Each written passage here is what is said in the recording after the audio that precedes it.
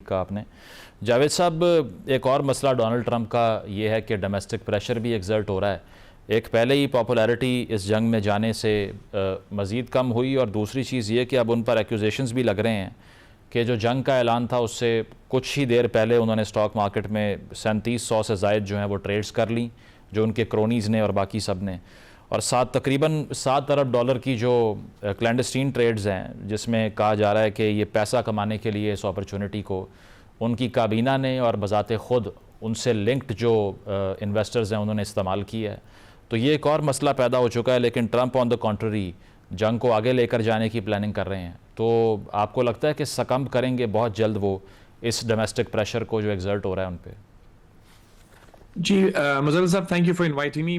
میری نظر میں جی تھوڑی سی ڈفرینٹ میرا ویو ہے. اوبیسلی پریشر ان کے اوپر ہے، ڈومیسٹک پریشر، چاہے وہ اس وجہ سے ہو کہ ان کو بہت سے لوگ یہ سمجھتے ہیں جو ان کو پاور میں لے کر آئے تھے، جو یہ کہتے تھے کہ ہم گلوبل وارز کا حصہ نہیں بنیں گے، دا میگا موومنٹ. اور اس کے ساتھ ساتھ بہت سا ایک ایسا سیگمنٹ بھی ہے جو یہ سمجھتا ہے کہ اسرائیل کی ماں پہ یہ جنگ کی گئی. تو وہ ایلیمنٹس اپنی جگہ پہ ہیں. پھر یہ جو آپ بات کر رہے ہیں اس کے بارے میں اکثر بات ہوتی ہے کہ ان کے جو کچھ ان کے قریبی لوگ ہیں یا ان کے فیملی سے کنیکٹڈ لوگ ہیں، وہ یہ جو منڈیاں اوپر نیچے جاتی ہیں اس سے وہ فائدہ اٹھاتے ہیں. یہ سب چیزیں ان پر کہی جاتی ہیں.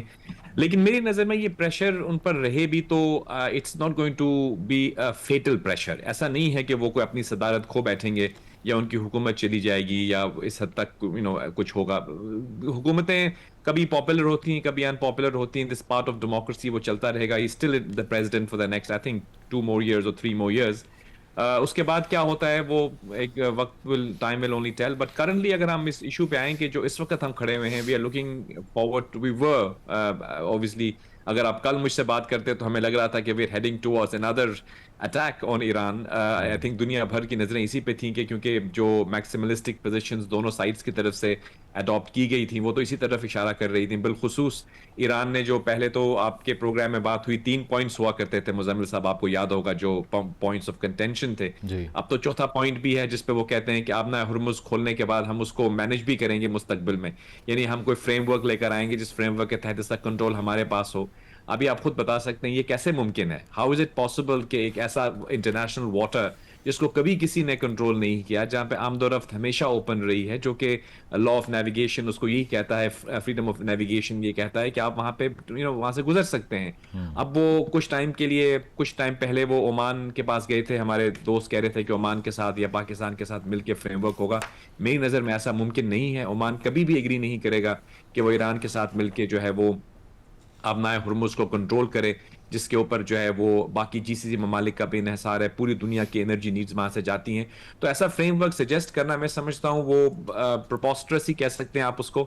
اسی کو پڑھنے کے بعد ڈونلڈ ٹرمپ نے کہا تھا this is unacceptable, I don't like what I am reading, اور وہ جنگ کی تیاری کر رہے تھے. لیکن ایک پازیٹیو ڈیولپمنٹ میری نظر میں یہ ہوئی ہے کہ آپ نے دیکھا جو موسٹ ریسنٹ ان کا پوسٹ ہے اس پہ انہوں نے یہ کہا ہے کہ the Amir of Qatar as well as the crown prince of Saudi Arabia as well as the president of UAE have asked him. تو اس سے یہ چیز تو ثابت ہوتی ہے کہ GCC کے اندر جو لوگ یہ کہتے تھے اختلافات بہت زیادہ نوعیت کے ہیں، وہ تو نہیں ہیں، بیکاز وہ تینوں بلکہ 5 ممالک 7 ممالک جو ہیں وہ آپس میں کولیبوریٹ کر رہے ہیں. کچھ معاملات پہ ان کا مختلف پوائنٹ آف ویو ہو سکتا ہے، لیکن at least on this point the same to be لیکن جاوید صاحب، آپ کو لگتا ہے جو آپ کہہ رہے ہیں کہ کل یہ محسوس ہو رہا تھا کہ شاید دوبارہ آفینسو شروع ہو جائے، تو جو اسرائیلی جرنلسٹ بھی بات کر رہے ہیں کہ دراصل سعودی عربیہ، قطر اور UAE کی جو انسسٹنس ہے اس کا رزلٹ ہے کہ ٹرمپ کو فیصلہ بدلنا پڑا اپنا؟ جی بالکل، میں یہی تو کہہ رہا ہوں کہ ان تینوں کی یہ ان کے پوسٹ میں بھی لکھا ہوا ہے، ان تینوں نے غالباً ان سے بات بھی کی ہوگی. ہم یہ بھی جانتے ہیں کہ اس کے بیک گراؤنڈ میں کہیں پہ ایک نان ایگریشن پیکٹ کی بھی بات کی جا رہی ہے. شاید آپ کی نظر سے بھی گزرا ہوگا. میں نے اس کے ڈرافٹس تو نہیں دیکھے، نہ مجھے اس کے بارے میں ڈیٹیلز پتہ ہیں، لیکن کچھ لوگوں نے یہ کہا ہے کہ ہیلسنکی پروسیس آپ جانتے ہیں، اس کے فریم ورک کے اوپر کچھ بات کی جا رہی ہے کہ نان ایگریشن پیکٹ اگر ہو جاتا ہے سعودی عربیہ اور قطر، اور انیشلی ان دونوں ممالک کی بات ہوئی تھی، لیکن مجھے لگتا ہے اگر ہوگا تو پھر اس میں تمام GCC ممالک بھی شامل ہوں گے. اگر اس قسم کا کوئی ایک نان ایگریشن پیکٹ بھی آن دا ٹیبل ہے تو میں سمجھتا ہوں کہ پھر یہ ڈسکشنز ہو رہی ہیں 3-4 پوائنٹس جو کہ کنٹینشن کے ہیں between America and Iran, plus اگر GCC کے معاملے میں بھی کوئی ایگریمنٹ ہو جاتی ہے تو دین آئی تھنک جو اوور آل آپٹکس اس وقت تک نظر آ رہی ہیں as we speak right now, ہمیں یہ لگتا ہے کہ diplomacy is the priority right now, ہمیشہ رہنی چاہیے. لیکن میں یہ کہتا چلوں کہ ارسپیکٹو آف دا فیکٹ کہ تمام پارٹیز یہ چاہتی ہیں کہ جو ہے وہ ڈپلومسی جو ہے اس کو پریویل کرے، اور خصوصاً پاکستان کی بھی کاوشیں ہیں، لیکن the threat of war is still looming. میں یہ نہیں کہوں گا کہ امریکہ ہیز کمپلیٹلی بیک ٹریکڈ یا وہ چلا جائے گا یا وہ پریشر کی وجہ سے یہاں سے کوئی ایگزٹ ڈھونڈے گا without actually resolving the matter. تو مجھے نہیں لگتا کہ امریکہ جو ہے وہ اس کو انفنش چھوڑ کے جائے گا. اور اس کے لیے بھی انٹرسٹ میں یہ ہے کہ یہ معاملہ ڈپلومیٹکلی حل ہو جائے. تو مے بی کسی حد تک فلیکسیبلٹی امریکہ سے بھی ہوگی، کہیں سے ایران بھی دکھائے گا، اور اگر جی سی ممالک کے درمیان بھی ایک sort of coordinated understanding develop ہو جاتی ہے تو مجھے لگتا ہے کہ that could be turning point. یہ اتنی زیادہ ہائی ہوپس تھیں کہ معاہدے ہو جائیں گے، ٹریڈ اگریمنٹ ہو جائے گا، ایران پہ بھی گفتگو ہو جائے گی، ریزولوشن کی طرف چلے جائیں گے. وہاں تو ایسا کچھ بھی نہیں ہوا. تو آپ کی کیا ریڈنگ ہے کہ چائنا میں اتنا زیادہ کیوں ڈونلڈ ٹرمپ کو جو فیس کرنا پڑا ہے؟ ایک لحاظ سے کہہ سکتے ہیں کہ انڈیفرنس ہی تھا، جو چائنیز انڈیفرنس دیکھنے کو مل رہا تھا. اینڈ نمبر 2، پاکستان کی ایفرٹ سے اب کتنا لیوریج ہم ایکسپیکٹ کریں؟ محسن نقوی صاحب کی 3 دن کی جو پریزنس ہے اور اس کے علاوہ جو ان کے فارن منسٹر سے ملاقات ہے، کیا لگتا ہے کہ پاکستان کی ڈپلومیٹک ایفرٹ جو ہے وہ کس جگہ پر کھڑی ہے ابھی؟ جی مزمل صاحب، چائنا کے بارے میں definitely lot of things have been said. میری نظر میں پریزیڈنٹ ٹرمپ کا جو وزٹ تھا چائنا کا، وہ اوبیسلی ایک وائڈ رینجنگ ایجنڈا پہ تھا. آف کورس دنیا کی فوکس، کیونکہ خصوصاً ہماری اور دنیا کے تمام میڈیا کی فوکس کیونکہ ایران امریکہ کانفلکٹ پہ ہے، تو ہم اس لینس سے اس کو دیکھ رہے تھے. وی ور hoping some break through.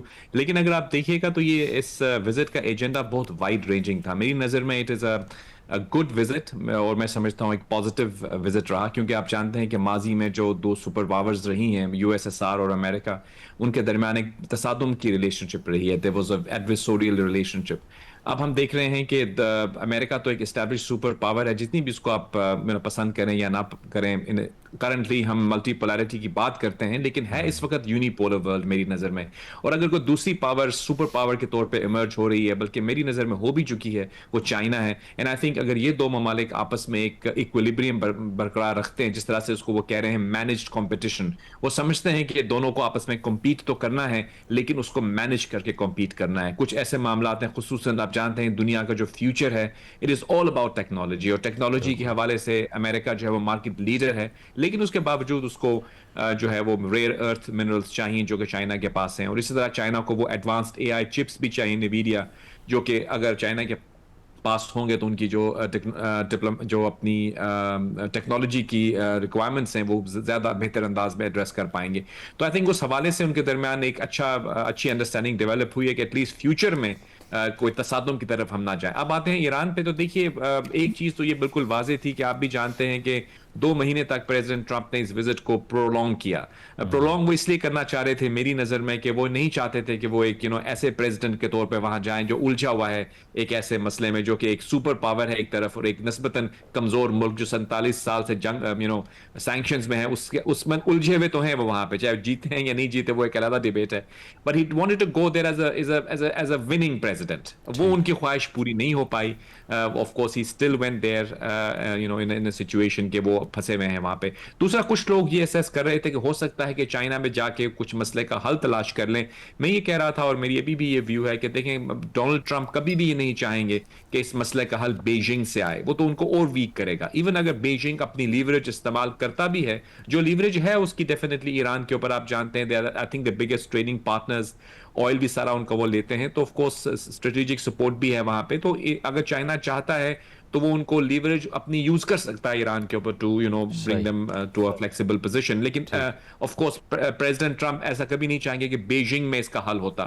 I think کچھ انڈرسٹینڈنگ ضرور ڈیولپ ہوئی ہے مزمل صاحب ان دونوں کے درمیان، اور یہ جو ہم دیکھ رہے ہیں کہ انہوں نے اپنی جنگ کو کسی حد تک مزید پرولونگ کیا ہے. آف کورس اس میں عرب گلف ممالک کا بھی کردار ہے، لیکن چائنا کا بھی کہیں نہ کہیں کردار ہے آف کورس، کیونکہ آپ دیکھ رہے ہیں کہ چائنا بھی چاہے گا کہ الٹیمیٹلی یہ آبنائے ہرمز کھل جائے، اور اس انداز میں کھلے جس انداز میں یہ open who, not administered by Iran. میری نظر میں یہ چیز ایون چائنا کو ایکسیپٹیبل نہیں. بالکل، جو پری وار سچویشن ہے اسی کی ریزمپشن چاہے گا چین بھی اور باقی تمام ممالک بھی. وقت ختم ہو چکا ہے. بہت شکریہ جاوید ملک صاحب، خالد چشتی صاحب اور منصور جعفر صاحب موجود تھے. بریک لیتے ہیں، بریک کے بعد واپس آئیں گے. Stay with us.